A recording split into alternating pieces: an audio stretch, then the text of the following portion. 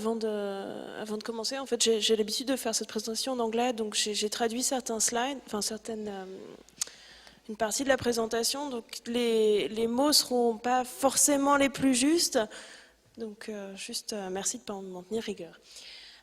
Donc on a parlé ce matin et puis jusqu'à présent beaucoup du management, de l'éthique dans l'entreprise pour les ingénieurs.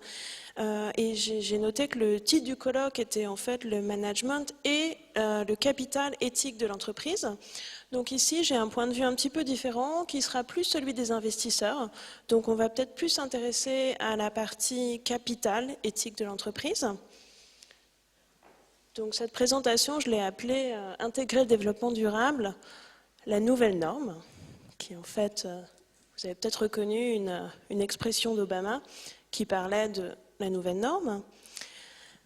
Donc ici, on va parler rapidement de l'investissement socialement responsable, de quoi s'agit-il.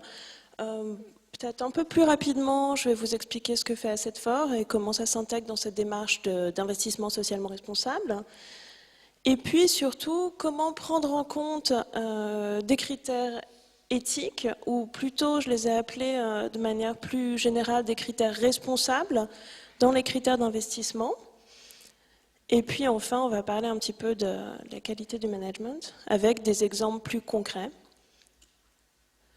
Donc ici, quelle est la nouvelle norme en matière d'investissement ? Alors, la question qu'on s'est posée, c'est finalement quand on demande à certains investisseurs, il y a eu de nombreux scandales et de plus en plus les fonds de pension, notamment, souhaitent investir dans des entreprises qu'on dit responsables. Donc ici, la question, c'était, imaginez que vous investissiez ou même simplement que vous travaillez dans une entreprise qui prive ses employés du droit de s'associer, qui fait travailler des enfants, ou même qui a des émissions de CO2 beaucoup plus élevées que la moyenne. Est-ce que vous pensez vraiment qu'une entreprise de ce type-là va avoir une performance qui sera plus durable et qui sera meilleure à long terme? Évidemment, je vous laisse la question en suspens. Ce qu'on a regardé ici, c'est plus ce que j'ai appelé la nouvelle norme pour les investisseurs. Et l'objectif étant de prendre en compte, à la fois, on a beaucoup parlé d'éthique, mais moi j'aime autant parler de critères responsables au sens plus large. Donc en fait, au niveau de l'investissement, il y a eu de plus en plus de régulations, de lois, pour que certains critères soient intégrés, ce qui est le cas notamment dans les fonds de pension. Et puis, alors en matière d'investissement et d'analyse financière en général, on a certaines données qui sont maintenant standardisées. En revanche, quand il s'agit de mesurer des critères qui ne sont pas purement financiers, c'est plus difficile dans le sens où il n'y a pas vraiment de standard. On a parlé ce matin assez rapidement de la GRI, la Global Reporting Initiative, qui a notamment pour objectif de fixer des grandes lignes directrices pour essayer justement de standardiser ce type de critères. Donc c'est également ce qu'on essaye de faire, notamment c'est le cas d'Asset For, mais il y a d'autres organismes, et en général on essaie de travailler ensemble, pour donner des critères et des indicateurs qui soient de plus en plus standardisés, ce qui aide aussi alors à la fois les investisseurs et puis aussi les entreprises à se comparer entre elles. Alors très rapidement, donc je vous ai dit que je travaillais pour une entreprise qui s'appelle Asset For. Juste en deux mots, c'est une entreprise suisse fondée en 2003 qui a pour objectif de fournir une base de données sur des indicateurs sociaux, environnementaux et de gouvernance aux investisseurs. L'objectif étant que les investisseurs intègrent cette dimension qui sera extra-financière et plus purement, disons, la dimension financière existe toujours et elle existera, et ce n'est pas du tout là mon propos, mais l'objectif étant d'intégrer une dimension qui soit plus large dans les critères d'investissement. Donc bon, ici je passe rapidement sur les clients. Alors comment est-ce que ça fonctionne? En fait, il s'agit d'une base de données qui va intégrer des informations qui seront du domaine public, tout l'objectif étant de prendre ces informations qui sont sous des formats différents, dans des unités différentes, qui viennent d'entreprises et de périmètres différents, pour uniformiser et puis avoir des données qui soient comparables. Et pour fournir, dans la mesure du possible, des données aux investisseurs qui ensuite vont décider d'investir ou pas dans certaines entreprises à partir de faits, et pas simplement de recommandations qui soient subjectives, mais vraiment en allant chercher l'information à la source. Alors ici, bon, on a des critères, je pense, qui sont assez classiques. On regarde différentes données qui sont à la fois économiques, mais surtout environnementales, sociales et de gouvernance. Alors de manière plus générale, quand on parle d'intégration de critères responsables dans les critères d'investissement, on parle de différents types d'approches. On a beaucoup parlé d'éthique, et ce que j'ai appelé ici un screening négatif, c'était finalement, en France, on va un petit peu, en général, on va au-delà de ça, mais historiquement, les premiers critères qui ont été intégrés étaient des critères éthiques, et on a toujours beaucoup disons, d'intérêt pour ça, qui vont concerner les entreprises du type certains fonds d'investissement, ou c'est le cas même de certains fonds de pension maintenant, décident de ne plus intégrer dans des entreprises, ça peut être du secteur de l'armement, ou alors simplement vont décider qu'elles vont investir, par exemple, dans des entreprises du secteur de l'armement, pour ne pas exclure complètement un secteur. En revanche, elles vont décider que toutes les entreprises pour lesquelles cette production représente par exemple plus de 5% du chiffre d'affaires, elles vont les exclure ou pas. Alors après, on a on peut intégrer un certain nombre de critères au choix, et c'est ce que font notamment beaucoup de fonds de pension, et surtout en Europe du Nord. On a également différents types d'approches, et c'est de plus en plus le cas, notamment en France. Alors, ce que j'ai appelé ici un screening positif, ce sera mais ça va ensemble en fait. Dans la plupart des cas, on a une approche qui va combiner différents types, à la fois exclure certaines entreprises pour des raisons éthiques, et à la fois essayer de promouvoir les entreprises qui, elles, vont avoir des politiques plus innovantes, ou même simplement vont se concentrer sur des produits qui seront plus... par exemple, si je prends un exemple plus concret, on va par exemple favoriser une entreprise comme Toyota qui a commercialisé la Prius. Bon, après, il y a évidemment toute une gamme de critères.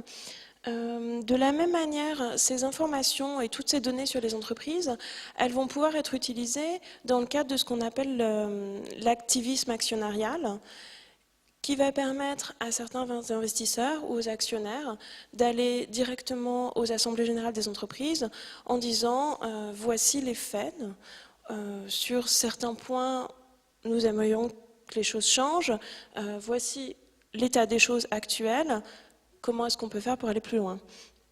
D'où l'intérêt en fait d'avoir simplement la source d'information, les faits et les données. Et puis après, bon, plus dans une politique d'investissement, j'ai ici ce qu'on appelle une politique d'intégration qui en fait touche de plus en plus d'acteurs du monde financier, dans le sens où il y a de plus en plus d'acteurs d'investisseurs, même souvent gestionnaires d'actifs, qui souhaitent intégrer certains critères éthiques et qui viennent nous voir en nous disant simplement qu'ils aimeraient prendre en compte, je montrerai un petit exemple tout à l'heure, mais le taux de rotation des employés, ou alors le taux d'absentéisme, en imaginant que c'est un signal qui est important, notamment dans certaines industries, pour mesurer la bonne santé de l'entreprise.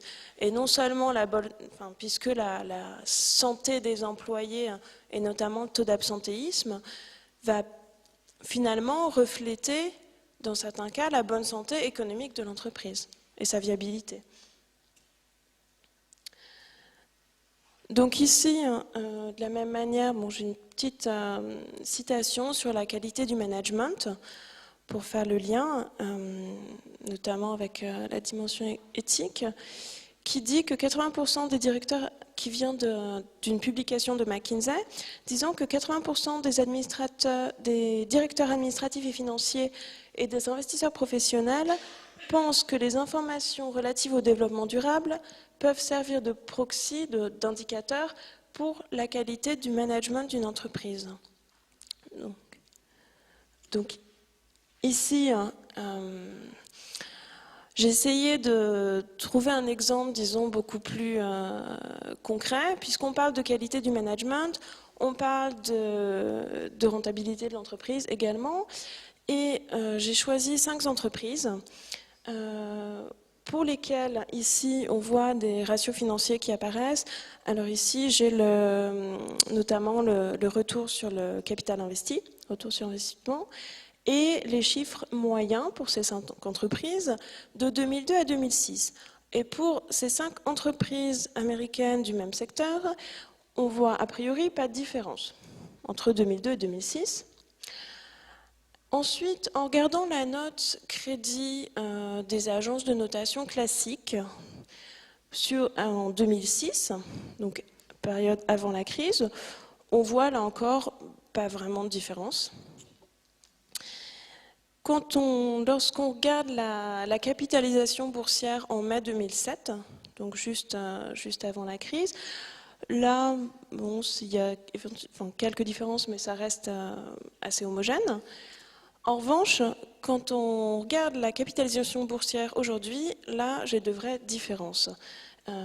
Et la question qu'on s'est posée, c'est quand on prend des ratios financiers classiques, finalement, donc avant la crise, et qui n'ont même pas été capables de déterminer si une entreprise allait exister ou pas l'année suivante, on peut se poser la question de l'efficacité de ce modèle, notamment de ces ratios.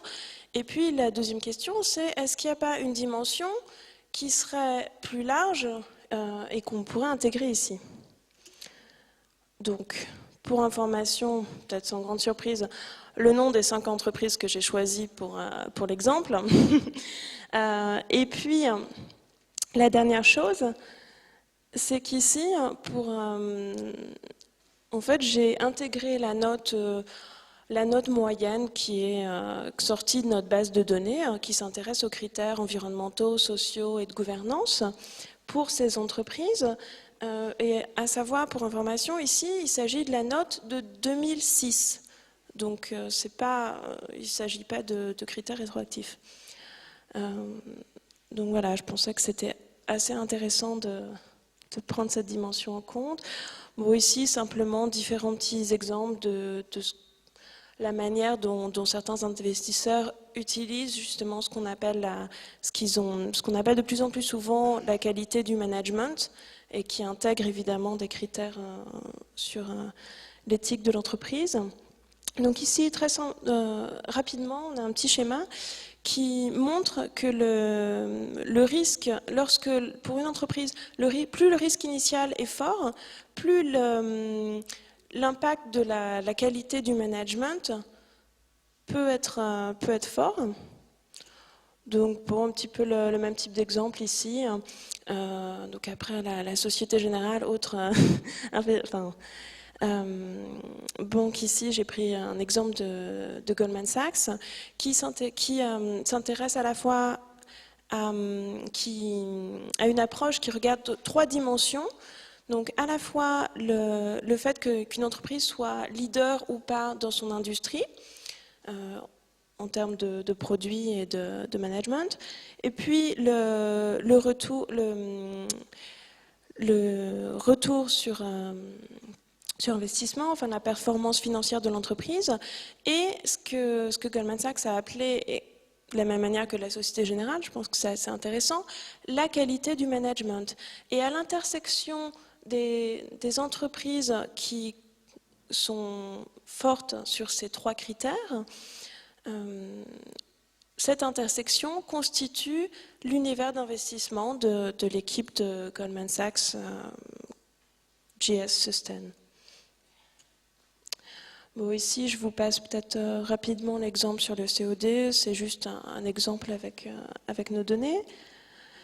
Et puis, plus intéressant, parce qu'on parle, enfin, je peux revenir en arrière, mais on parle souvent beaucoup d'indicateurs environnementaux.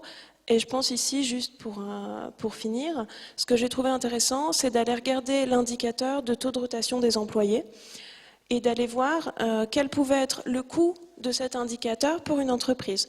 Donc finalement, j'ai pris une estimation du coût de rotation du personnel, qui correspond à la fois à la formation, à la fois au remplacement de nouveaux employés, des employés qui sont partis.